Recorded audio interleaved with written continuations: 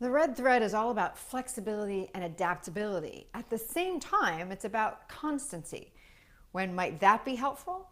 When we're trying to figure out why and how people tie into big brands. I'm Tamsen Webster of tamsenwebster.com, and that's what we're talking about this week on Find the Red Thread.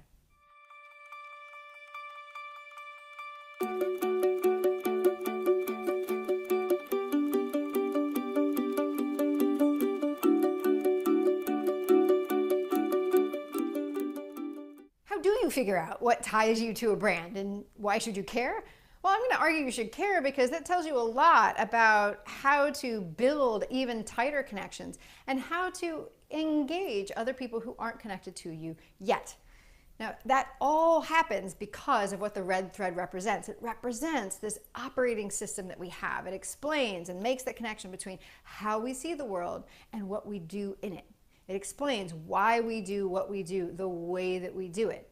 And it's true, as we've talked about before, for both companies and individuals. So if we're trying to figure out how companies and individuals connect, we just need to find the red threads of both. Now, we've talked before about how to find the red thread of your company. A lot of times it can be helpful to start with the products and services and differentiators, that's the actions, and then back up to say, what's the customer goal? What's the perspective that we take on that goal? What's the belief that we have, the idea that we have about that perspective that is uniquely us or really important to us?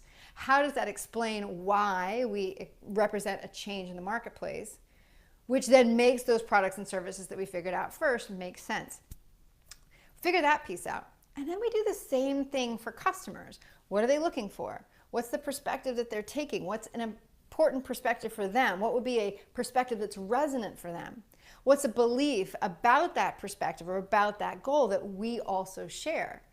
Which means, what does that mean that they're looking for? What would make them change from their current deliverer of that goal? What would make them change to you? Or why are you a representative of what they're looking for? Now that makes sense. Okay, why do your products and services make sense? And it might even give you opportunities to think about new products and services that would match them even better. So let's take an example that we're probably all familiar with to really look at how this might be the case. Dunkin Donuts. Now, the Dunkin Donuts products and services are pretty straightforward. They've got coffee, they've got some tea, but mostly people know them for coffee, for donuts, and one-handed snacks. Now, why would customers care about that? Well, let's look at it from the coffee perspective. First of all, well, because they want their coffee in the morning, right? Now, what's the Dunkin Donuts perspective on that really represents how they look at that morning coffee? And Dunkin Donuts, I would argue, really represents the perspective that coffee isn't just part of the morning routine, it's on the critical path of that routine. That coffee needs to be delivered the way a customer expects, when a customer expects, and the time a customer expects, in order for the rest of their customer's day to go the way they want it to. Why? Well, that's where the idea comes in, because Dunkin's believes, this is their idea, that coffee is fuel. And because coffee is fuel, that explains why it's on the critical path of the routine and why that's so important to be considered when we're trying to give people their coffee in the morning.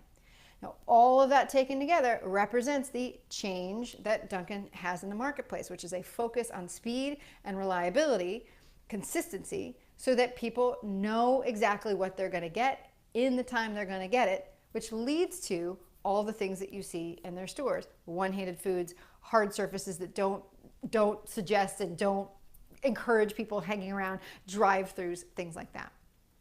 Now think about how all the places line up with the individuals for whom all of those things make sense.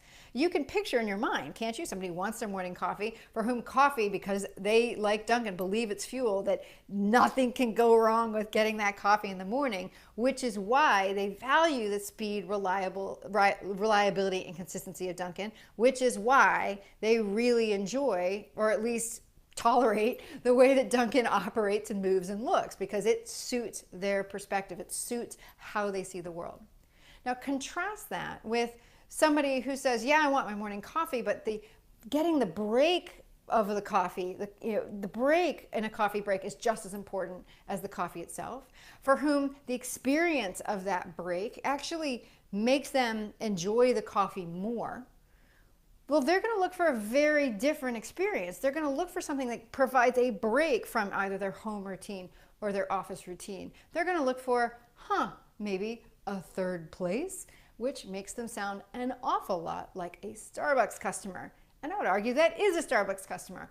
And that explains why all the things, the products, services, and approaches that Starbucks has makes more sense to their customers. They have squishy chairs that do encourage you to sit around. They play music. They've got snacks that you can linger over and that you can have conversations over. They provide Wi-Fi so you'll stay there and work. See, by understanding the red thread of you and the red thread of your customers, you can find those opportunities for connection. You can find those opportunities to find the tie, the red thread tie that binds people to your brand. I'm Tamsen Webster of tamsenwebster.com. If you're looking to find the red thread of you or your company, contact me at tamsenwebster.com/contact or go to findyourredthread.com.